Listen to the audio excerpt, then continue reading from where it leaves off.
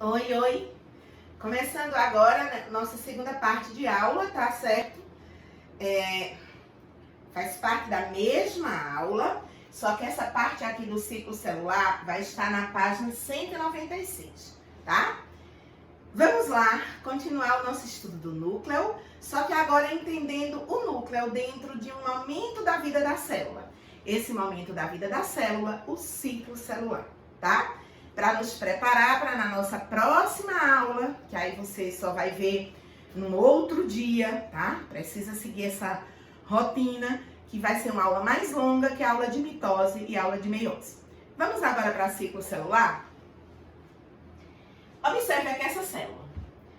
A professora vai deixar a animação começar para a gente poder narrar tudo, tá? A célula aqui está vivendo o processo de rompimento da carioteca, metáfase, anáfase, telófase. Eita, e aí gerou muitas células. É isso mesmo, gente. Uma célula, ela vive dois momentos do ciclo de vida dela. Ela tem o momento da intérfase e o momento da mitose. No momento da intérfase, a intérfase é dividida em três etapas. G1, onde a célula cresce. S, onde o DNA replica. E G2, onde a célula cresce um pouco mais e faz muita proteína para compor o fuso. O fuso, deixa eu fazer uma outra imagem aqui. O fuso são esses filamentos aqui feitos de microtúbulo, onde o cromossomo engancha e vai ser muito importante para a divisão celular. Já o processo de divisão celular, vou focar aqui só no processo de mitose, porque meiose vai ser um outro momento. E mitose aqui a gente só vai ver de forma bem simples. Não quero agora detalhar o processo de mitose. Não é o objetivo. O objetivo aqui é a gente compreender ciclo celular, tá?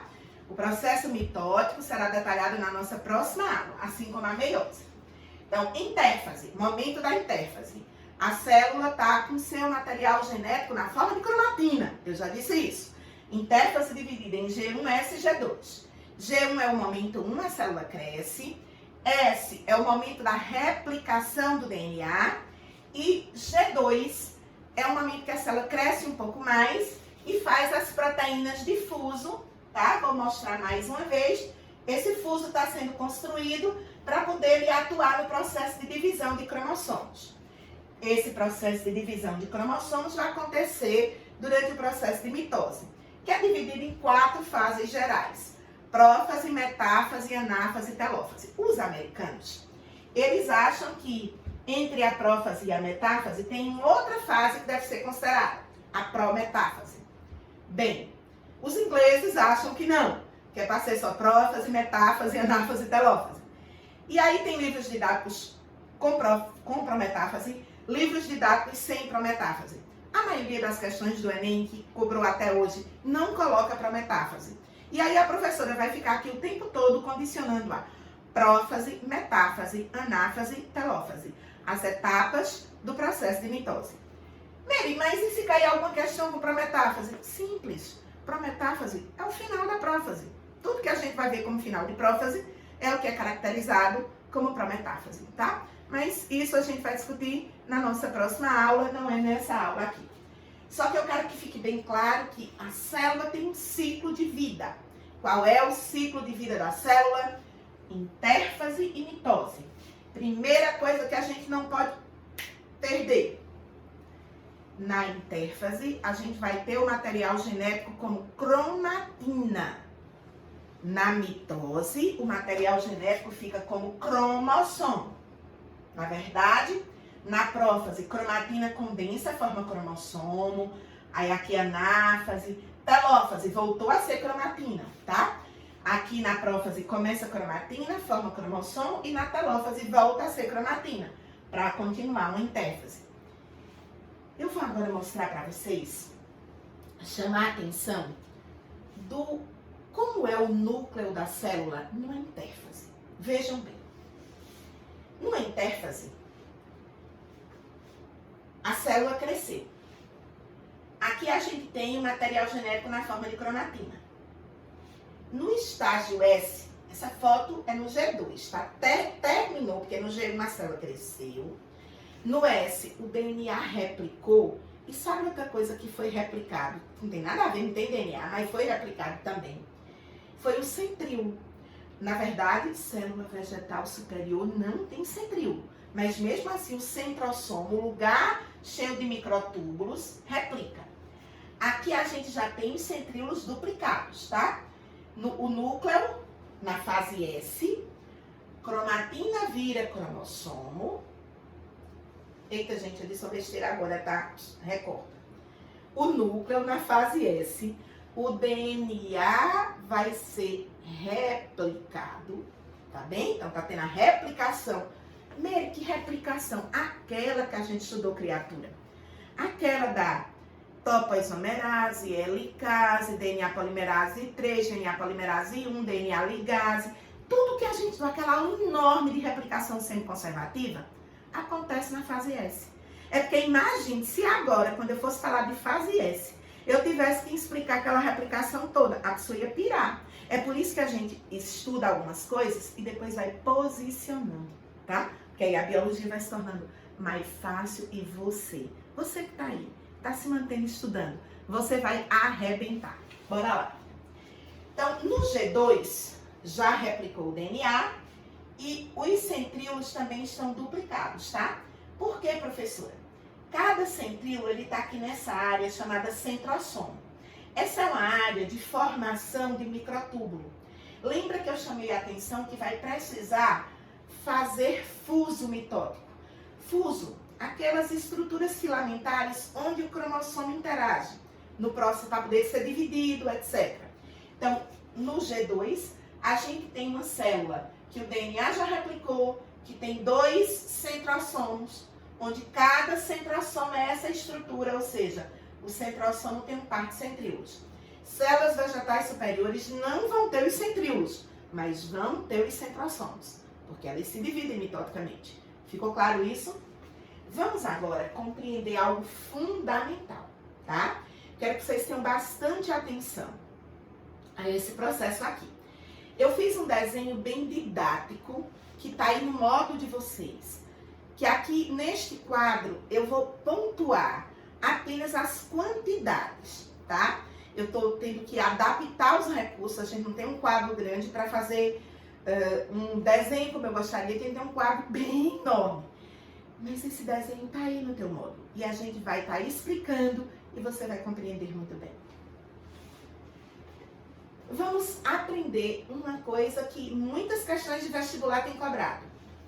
Fazem perguntas sobre qual é a quantidade de DNA ou qual é a quantidade de cromossomos em determinados momentos do ciclo celular. Então, eu não estou aqui preocupada em detalhar nesta aula agora. Eu não quero detalhar nem prófase, nem detalhar nada disso. Não é o objetivo dessa aula. O que é que ocorre de fato na prófase em relação a tudo que ocorre na célula? O que eu quero aqui é só analisar quantidade de DNA e quantidade de cromossomos durante todo o ciclo celular, na intérfase e na mitose. Nos momentos da mitose, quando a gente tem modificação de quantidade de DNA e quantidade de cromossomos. Para a gente não se perder nessa história, eu vou voltar a anotar, tá? Algo que a professora acabou de anotar no quadro, no nosso momento anterior, tá? Atenção, para que a gente não se perca, eu preciso ter 2 informações no meu cérebro. Quando a gente desenha assim, é um cromossomo que tem uma molécula de DNA. Vou fazer em preto para diferenciar. Quando a gente desenha assim,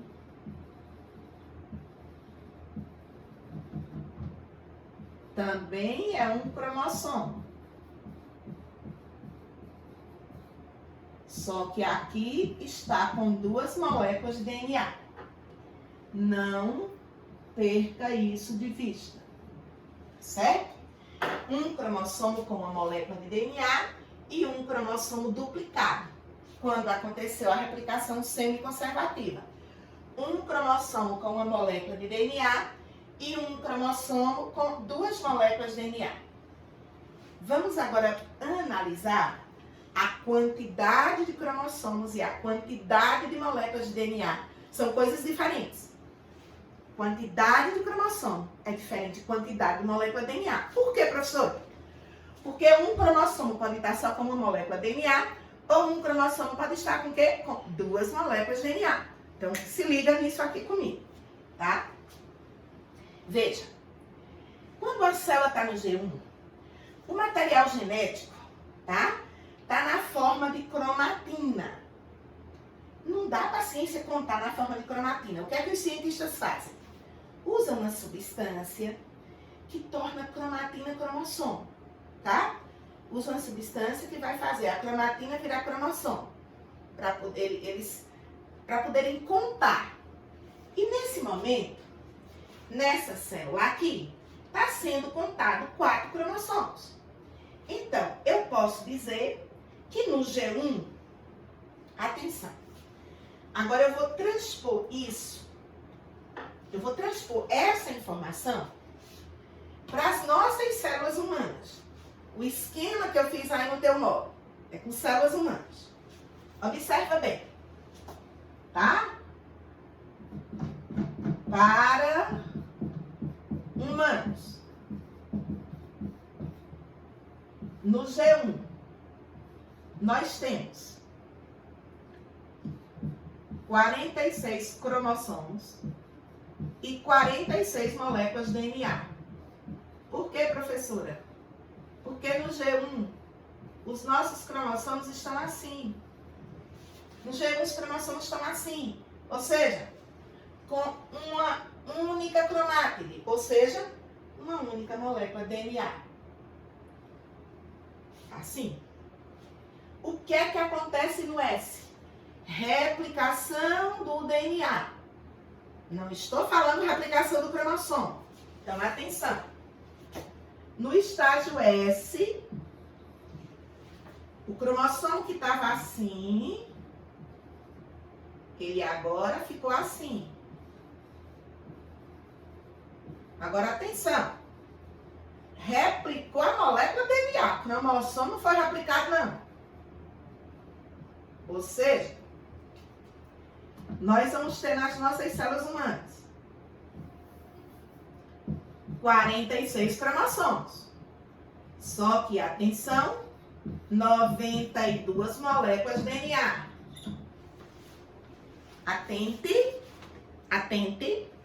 No G1, 46 cromossomos, 46 moléculas de DNA. Ok. No estágio S não replica o DNA, então o que é que vai acontecer? O DNA replicou, o cromossomo passou a estar assim. Continua 46 cromossomos. Ele apenas replicou. Mas são 92 moléculas de DNA. Eu costumo usar uma mulher grávida para explicar. Se você olhar para uma mulher grávida, ela é uma pessoa. Ela só está grávida, mas ela é uma pessoa. Dentro dela tem um outro bebê. Quer dizer, eu não estou grávida não, a barriga até pode dizer. Dentro dela tem um bebê, mas ela está como uma única pessoa. Onde ela vai, ela é uma única pessoa, Maria. Ela não é Maria carregando João dentro da barriga. Ninguém fala isso, necessariamente. Vai chegar um dia que ela vai no hospital, vai nascer o bebê, aí ou vai ter o parto natural em casa, não é? Também tem essa possibilidade. E aí, Maria e João serão 2 pessoas. Então, se liga. Agora, esse cromossomo, ele é um só. Depois vai chegar o dia do parto, a anáfase, onde ele vai ser partido e aí sim vai formar 2 cromossomos, tá? Se liga. Então, eu quero dizer que no G1, as células têm uma quantidade C de DNA e uma quantidade C de cromossomos.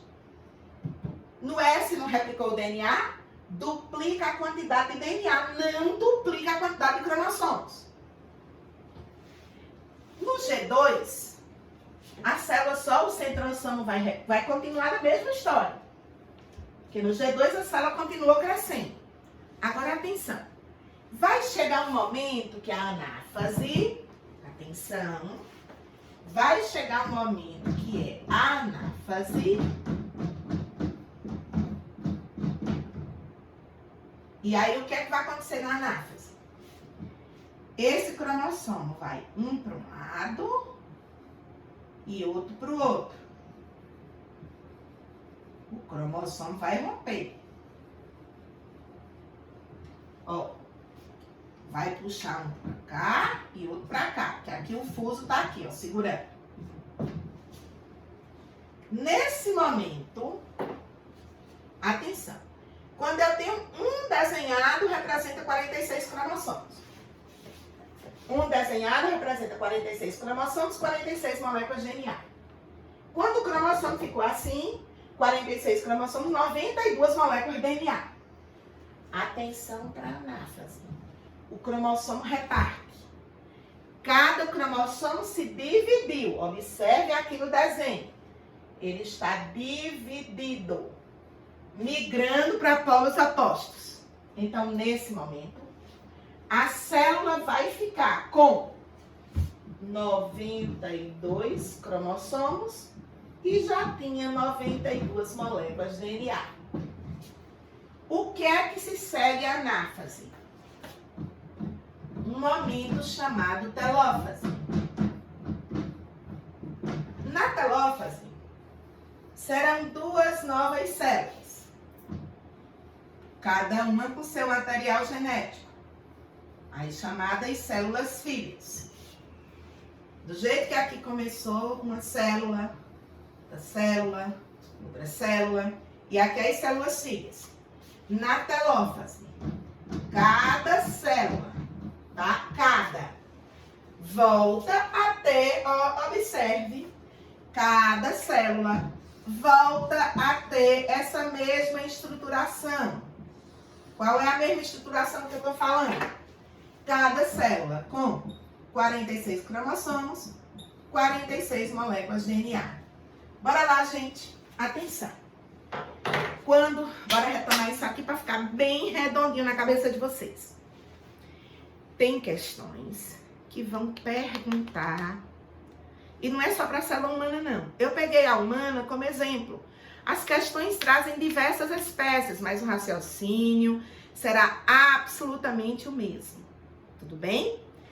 Essa figura aqui só chama a atenção de vocês que no G1, o cromossomo, é lógico, está como cromatina. Todo mundo está como cromatina. Mas a ciência bota substância e ao usar essa substância, isso consegue ser condensado, cromatina condensa, forma cromossomo, para poder se contar. Então, aqui, neste caso, a gente tem o quê? Neste caso, no G1, cada cromossomo com uma cromátide. Células humanas. Cada cromossomo com uma cromátide. Células humanas. 46 cromossomos, 46 moléculas de DNA.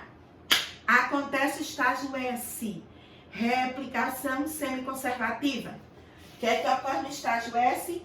A gente tem cromossomos agora que estão com duas cromátides. Ou seja, DNA foi replicado.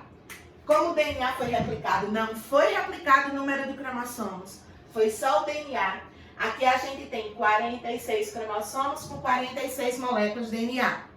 E por fim, precisa ter atenção que na anáfase a célula fica com 92 cromossomos. E eu estou chamando a atenção disso muito, porque eu quero dizer uma coisa. Quando a gente tem uma célula com 46 cromossomos, ela é diploide. Tudo bem, gente? Ela é 2N.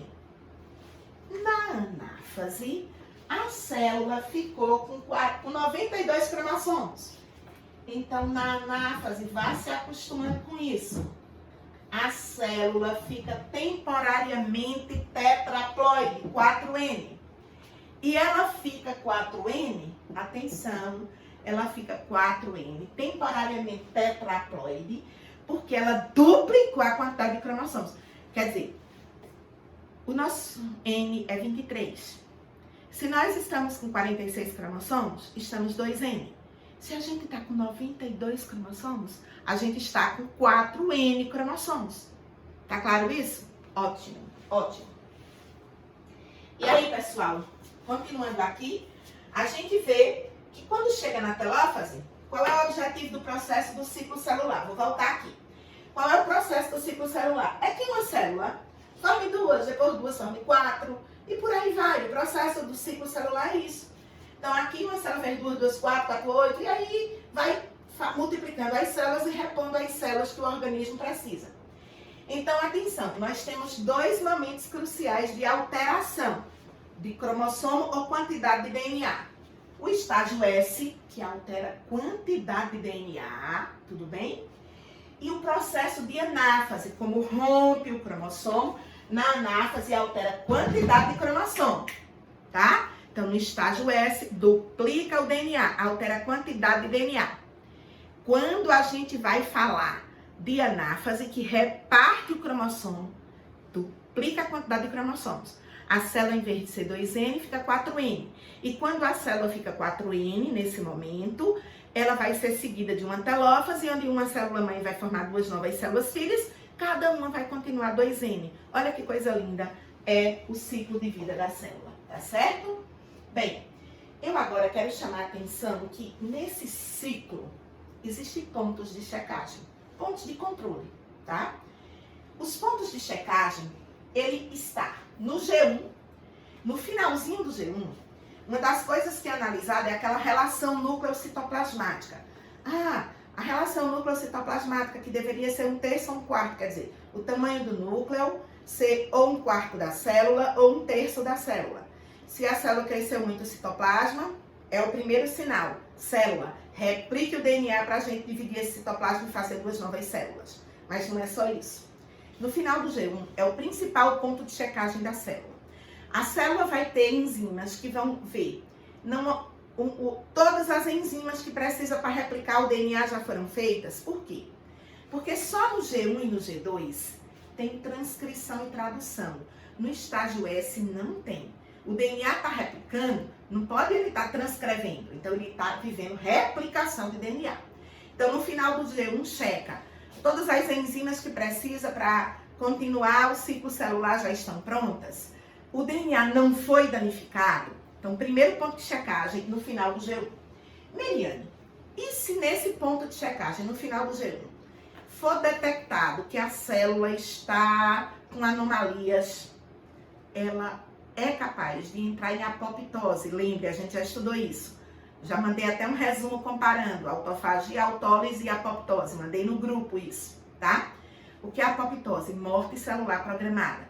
Se essa célula está com defeito, ela precisa não replicar o DNA. Ela precisa não viver mitose, porque senão ela vai gerar duas células filhas com defeito. Isso é péssimo para o organismo. Então, o primeiro ponto de checagem é no G1. Produziu tudo, tá tudo ok, o DNA não está estragado, legal. Aí a célula vive o estágio S, deu tudo certo, continuou o ciclo. Aí a célula vive o estágio S, replica o DNA. Antes dela viver o processo de mitose, ela vive o segundo ponto de verificação, que é o ponto do G2. Esse ponto de verificação do G2, ele é crucial. É aqui no G2 onde vai atuar uma proteína chamada proteína P53. Vocês acreditam? Nem do ano passado cobrou isso, gente. Proteína P53. Tá? O NEB cobrou também já no ano atrasado, no ano retrasado. Mas o Enem cobrou proteína P53. Veja, é a P53 quem desencadeia a apoptose, tá? Se dá um erro, chegou no G2, houve um erro na replicação do DNA, houve uma mutação, alguma coisa, entra em ação a proteína P53. O que é que vai acontecer? Apoptose. Meri, e se essa proteína P53 falhar, não vai ter apoptose. E se essa célula for cancerígena, é aí onde o câncer vai se descontrolando. Porque o que é câncer? Mitoses de célula anômala com mitoses descontroladas, que vai ocupando células saudáveis do organismo. E vai matar o corpo, justamente porque as células cancerígenas não vão fazer a fisiologia da célula normal. Beleza, gente? Terceiro ponto de checagem. Então, observa como é massa, gente. Se esses pontos de checagem vão dando errado, digamos, o primeiro ponto, no final do G1, falhou. Ou então, estava tudo bem com a célula. O erro foi na replicação do DNA. Aí tem o segundo ponto, no G2, antes de entrar no processo de mitose. E o terceiro ponto de checagem é aqui, na mitose. a célula vai checar se todos os cromossomos estão alinhados, tá? Se todos os cromossomos estão alinhados no meio da célula. Se tiver alinhado, massa. Continua a divisão para dar células filhas. E se tiver desordem, para o processo, o ciclo celular. A célula entra em apoptose, ou seja, em morte celular programada. Esses 3 pontos de checagem é para quê, professora? Para evitar que haja células danosas o tempo inteiro no corpo. Mary, e quando há células danosas, células cancerígenas? É porque esses pontos de checagem falharam, tá? A pergunta do Enem é em relação exatamente a P53 e a câncer. P53 em ação, manda ter apoptose. P53 não funcionar, problema. Não vai detectar o erro, não vai determinar a apoptose, células anômalas se dividem e o câncer pode se estabelecer. Bem, e agora, aprofundando o detalhe do detalhe, mais do que isso pode, tá? A gente vai falar da ciclina, porque isso também tem caído nos vestibulares, tá? Então, eu não posso negar esse conhecimento a vocês. Ciclina é uma proteína que vai controlar o ciclo celular. Olha o nome dela, ciclina. E existe uma outra proteína, tá? Chamada de quinase dependente de ciclina. De forma bem simples, isso parece complicado, mas não é não. Para poder ter mitose perfeita, 2 coisas têm que acontecer. A ciclina tem que ser produzida e ela tem que encaixar, chave e fechadura, numa quinase. Então, veja bem, aqui está a ciclina, aqui está a quinase dependente de ciclina.